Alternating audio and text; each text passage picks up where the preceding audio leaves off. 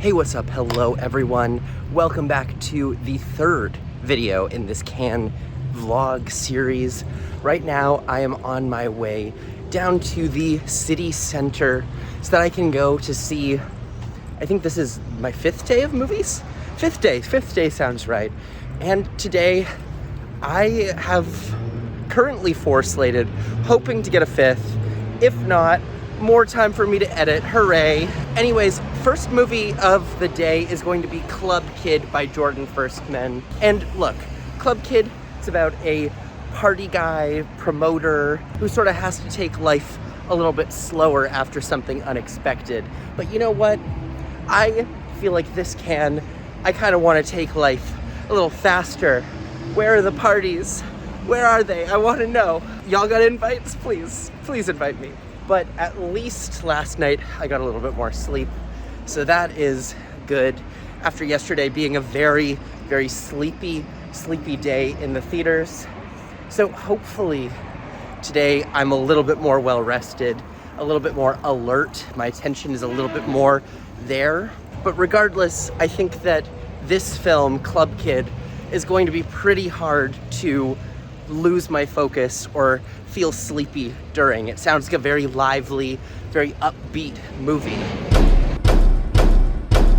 Wow. Dude. Club Kid. Fucking best movie of the year. This is the type of movie that, like, oh my god, why is there such a crowd here? This is the type of movie that we come to these festivals for. You sit through dozens of films that underwhelm you so you can find one Club Kid. It's like the ultimate crowd pleaser. It had me every second. Jordan Firstman, he is an actor, a writer, sort of a staple of the queer independent American filmmaking scene. But despite him being sort of a staple, this is his first feature film. And in Club Kid, he plays a club promoter in Brooklyn who is surprised to learn of the existence of a son that he never knew he had, because frankly, he got so fucked up that he didn't realize he'd actually slept with a woman. And what starts off as really the last thing that he wants seems to be exactly what he needs as his life transforms and changes. And yes, it is basically the plot of Adam Sandler's Big Daddy. No, it's not the most original film, but it is the best version of this. The screenplay is just so sharp. It is so funny all the way through. The references, the jokes are just cutting. They always hit the mark. I don't think there's a single joke in this that didn't land. The audience was losing their mind the entire time. And emotionally, it lands the entire way through. And it never once sacrifices creativity or vision in a cinematic, visual sense. It's beautifully made, and it made me cry. This movie has everything. And as someone who has just moved to New York in the last year, there's so many like inside baseball references that it's hilarious. The fact that he tries to bring a kid into basement, which my friends refer to as gay hell, hilarious. I genuinely doubt that I will see a better film than Club Kid this year. I'm just at a loss for words because I loved it so much, and you guys are gonna fucking love it too. And the question I have right now is, who's releasing this movie? Can we get someone to buy this? A24, what the fuck what are you doing? What do you have? You have nothing. Please pick it up. Please, A24, buy this movie. Please. Back in the old days, this is the type of movie that they would have bidding wars over. Anyways, on my way over to the next film, which is going to be a hard 180. I don't know much about this one. I've just been told it's good. I've been told I have to see it. That is going to be La Gradiva. We'll talk afterwards.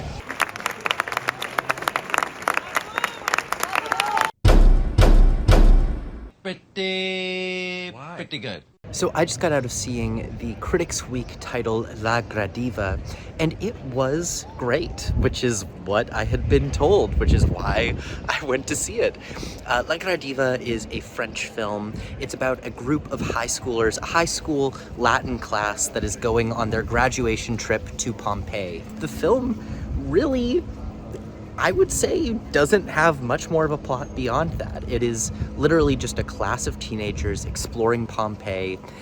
But what this film does have in its sprawling, like 2.5-hour runtime is character. This is not a movie about what happens, it's about who it happens to. The richness with which this text is written, with how these characters are realized, is what makes this movie so special. You really get a chance to know every single one of the members of this class, some more than others, but you really get a sense of what is weighing them down, what is holding them back, where their insecurities lie.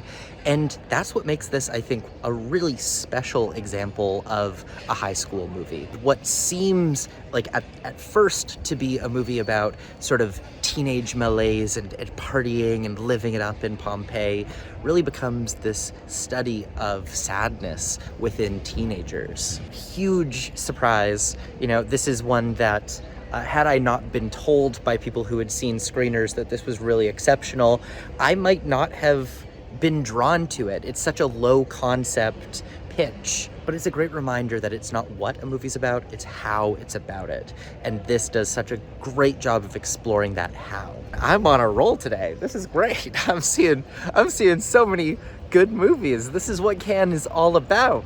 I have a few hours to hang out before my next film, which is the world premiere of Hirokazu Koreeda's Sheep in the Box. Growing up, I always was like dreaming of going to Sundance because I thought, what better of a place to have a film festival than a ski hill? Like, I would love to be able to get off the chairlift, ski down the hill, take my skis off and walk right into a movie theater. But you know what's better than a ski hill in a movie theater? A fucking beach. I was wrong. Fuck Sundance. This is it.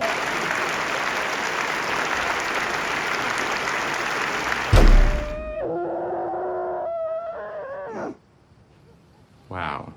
So, I just got out of my first bad movie of the festival. And I've seen movies that have disappointed. I've seen movies that I would describe as poor, but I have not yet seen a movie that I would say was outright bad until Sheep in the Box. I am a huge fan of Hirokazu Koreeda's work. Nobody Knows is among my favorite movies of all time. I love Shoplifters, love Afterlife, love Like Father, Like Son. I think that he is such a great writer and such a great director of ensembles.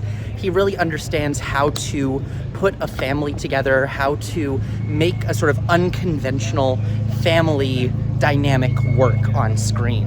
His films are usually all about this radical empathy where he puts a family together of people that you might typically brush off, and he gives them so much love and empathy. This film follows a grief-stricken couple who are sort of surprised to find that there's a company that can revive their dead son as an AI humanoid robot. After a bit of reluctance, they decide to go through with this. They have a robot created of their son, but he's not really their son.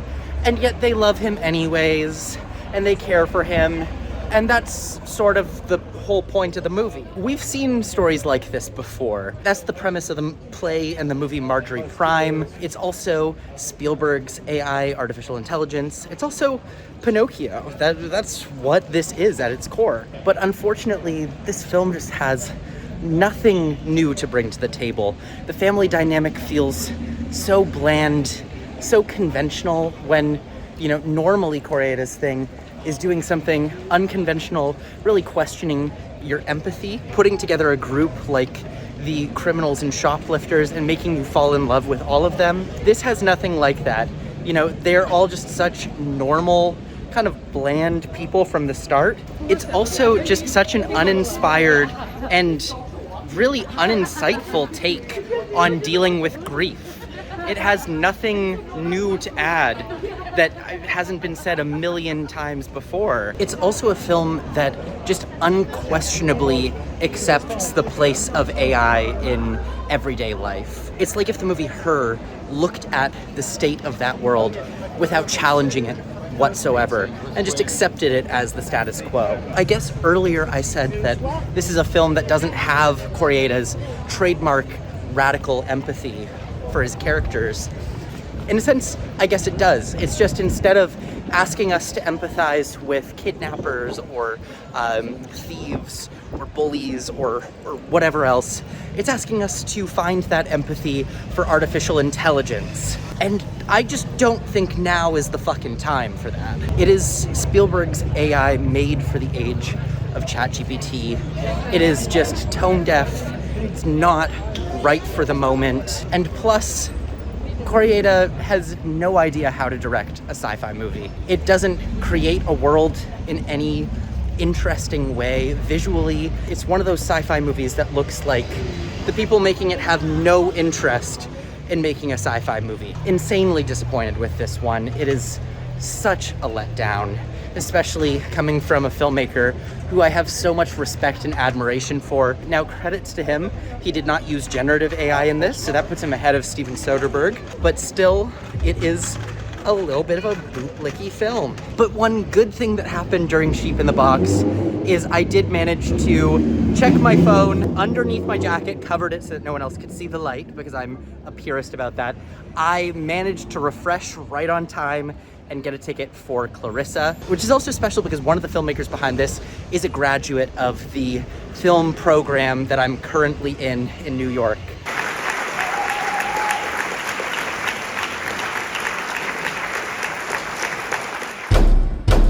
It's fine. Let's talk Clarissa. This is the new film by filmmaking team Chuko and Ari. They are a Nigerian filmmaking team, and this is their sophomore feature, following up after Ayamofe, This Is My Desire. And Ayamofe is a film that when I saw it, generally how I felt was there's so much filmmaking prowess, there's so much skill and vision, but what was lacking a little bit was a clear, coherent storytelling. And Clarissa, I think, improves that in a lot of ways. Seeing as this is based on a classic Virginia Woolf novel, this has a foundation to build upon rather than starting from scratch.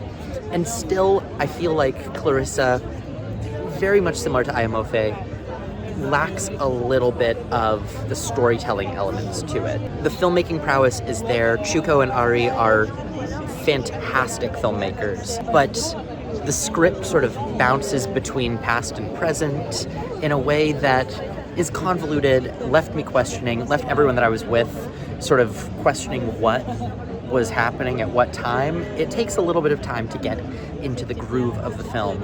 I also think that despite the fact that this is a multi-timeline movie, it takes place in the past and the present, I really think that it might have been better if they just stayed in one. Thematically, what's happening in the past, where these 5 friends get together and they speak and they spend time by the lake and they talk about texts and they discuss colonialism and theory. All of that is really fascinating because it sort of exposes like an underlying hypocrisy of the ruling class. There's a lot to play with there. Versus when we move into the present timeline, they're all just sort of preparing for a party and then they get together and they reminisce about the past. And to me, that element of the film was so much less interesting than what led up to it. All of the conflict that happens in the movie really comes from that past. Also, the casting in the past timeline, I think, is fantastic. Io Debris is amazing in this. There's a lot to love in Clarissa, but I think overall, the script doesn't quite live up to the level that the filmmaking is operating at. And now I'm in line for the big finale of the day. This is going to be Paper Tiger. So, should be getting let in any time now, and then get to see one of the most anticipated movies of the festival.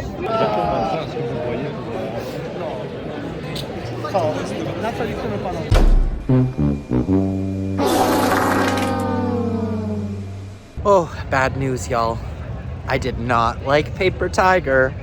Did not like it. This is the new James Gray film, and it follows 2 brothers who get together to do a business deal with the Russians, who have just sort of moved into Brooklyn. And after one of the brothers, played by Miles Teller, stumbles into something he's not supposed to see, the brothers find themselves in a lot of trouble as they have to pay back a debt to the Russian mob. It's a compelling story. James Gray is a good technical director. Now, with that said, this movie was a big mess for me. Even from the first few minutes, the writing just wasn't doing it. I thought the dialogue was kind of corny most of the time, and the performances from both Miles Teller and Scarlett Johansson felt both miscast and just overacted in general. Now, some credit I'll give it is that I think this is Adam Driver's best work since 2019. He is at the top of his fucking game here. Every single scene he's in, he is stealing the show. He is giving his all. Every choice he's making is the right choice. But you've also got Miles Teller and ScarJo, who every single choice they seem to be making, in my opinion at least, felt like the wrong choice. I just think that they were poorly cast to begin with. And while the film kept building and building and building, I feel like it kind of failed to ever get anywhere. It was this mob movie that never really amounted to a whole lot. Dry, overacted, overwritten. Just didn't do it for me. Really did not do it for me. I loved James Gray's last mob movie, We Own the Night, but that had something in it that this just doesn't have, which was like this electricity to it. Another big miss of the festival. It's not sheep in the box level miss, but it was definitely one that I would not recommend, sadly. The party gods have answered, and I finally got an invitation. Thank you, Christian. Saved my life. Actually, the party gods giveth, and the party gods taketh away. It turns out they only let people in till midnight. Even though the party goes till 2, they only let people in till midnight, which means I'm locked out, which means I'm going home, which means I'll talk to you in the morning. I am back again on the steps of the Grand Théâtre Lumière, and I'm starting off today with Rodrigo Sorogoyen's The Beloved, El Ser Querido. So hopefully this is good. I've heard good things from the premiere yesterday. The screening is about to begin. Please do not use your mobile telephones during... It's fine. Ooh, well, I got 3 hours of sleep last night to edit, and I really felt it during that movie. Oh my god. But despite that, I will say, I did really enjoy The Beloved, despite fighting for my life the entire time to stay awake. The Beloved is the new Rodrigo Sorogoyen film. It stars Javier Bardem as a film director who hires his daughter to play one of the lead roles in his new movie, which is a war epic set in Western Sahara. Despite the fact that it has a nearly identical jumping point to Sentimental Value, the film really goes in a different direction. Sentimental Value is much more of a film about the preparation of a project, and it's about amends being made, whereas The Beloved is very much about falling into the same old habits over and over again. They always sort of dance around the topic of why they stopped talking, but we don't need to be told it. Because, I mean, we see it in action. We see how this father acts. We see how he takes advantage of people. It's a remarkable performance from Javier Bardem, especially in one scene where everything sort of blows up. That scene is absolutely spectacular. I mean, it captures so well the essence of what making a movie is, and it captures so well what a terrible director looks like. Throughout the film, from start to finish, you know, we kind of stay relatively in the same place. That's by design, because I think that this is a film about how some people will try to come into your life, say that they've changed, say that they're gonna do better this time, and sometimes they just don't. Kind of constantly flipped back and forth between widescreen black and white, and a more tall aspect ratio. I don't quite understand the purpose of all of that. It was more just creating constant noise than anything. But outside of that, again, pretty solid movie.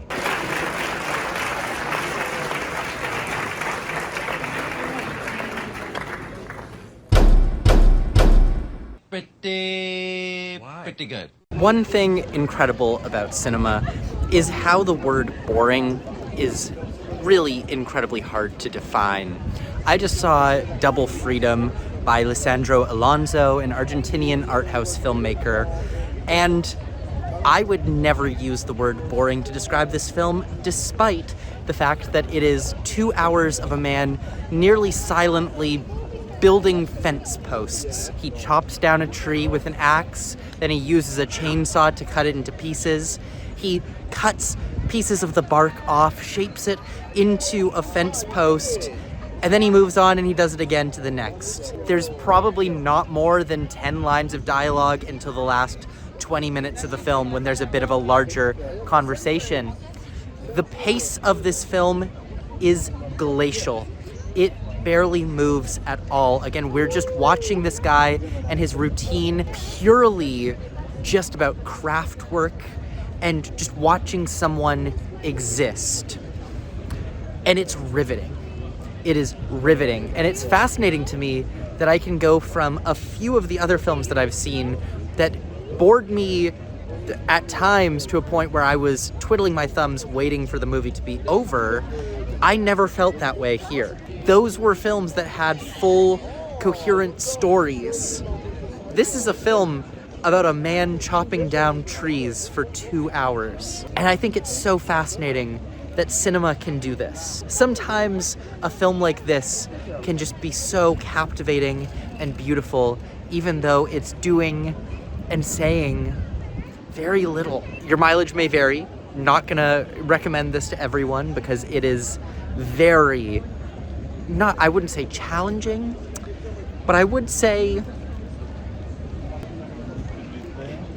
it's not gonna be for everyone. This felt like a magical meditation. Honestly, it just kept me locked in the entire time. It felt like I went through a REM cycle even though I didn't fall asleep during this one. It just was relaxing. I feel completely alive after watching this movie. Walking off to the next, I just booked a ticket for a press screening of Garance, which is a French movie, probably the one that I was looking forward to the least in the competition. So we'll see. We'll see how it pans out. We'll see if it's good. We'll see what I think. I won't poison the well too much before the movie. Well, you'll just get my thoughts afterwards.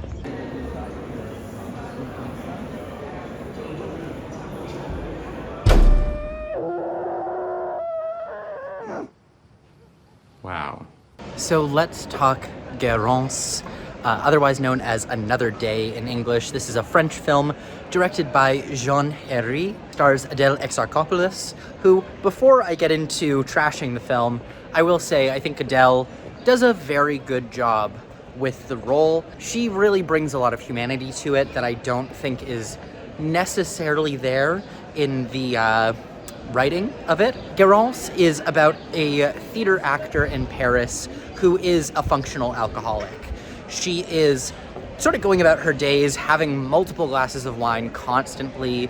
She's basically drinking 2 liters of wine every single day and has been for 15 years. And over the course of the movie, we watch as her entire life falls apart. She loses everything, she gets other things, and she continues to let her life spiral. We're just waiting and waiting and waiting till she gets to a breaking point where she decides that she's gonna help herself. From what I know and from what I've experienced with friends who have been in a situation like this, it seems quite accurate. I think that the director, Jean Herry, put a lot of attention to detail into getting it right, really portraying the highs and lows of functional alcoholism. I've experienced people like this.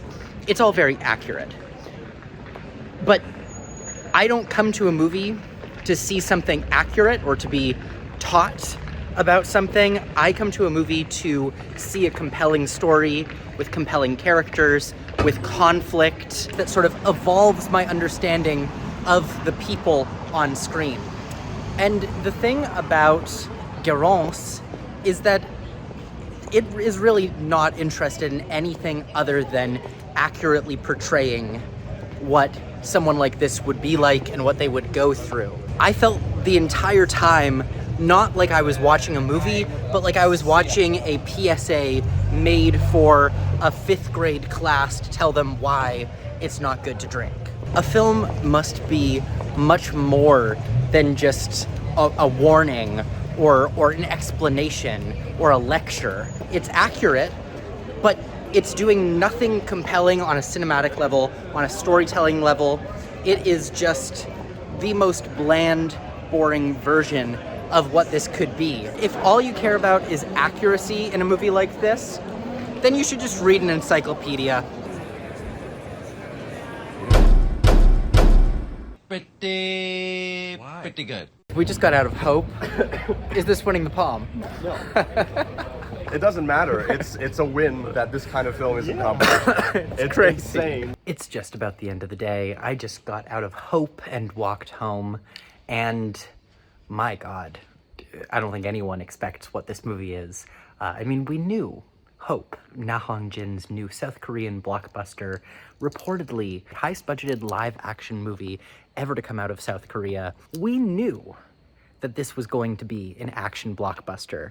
We did not know how much of an action blockbuster. To play this in Cannes competition, 2-hour, 40-minute long alien splatterfest action chase movie.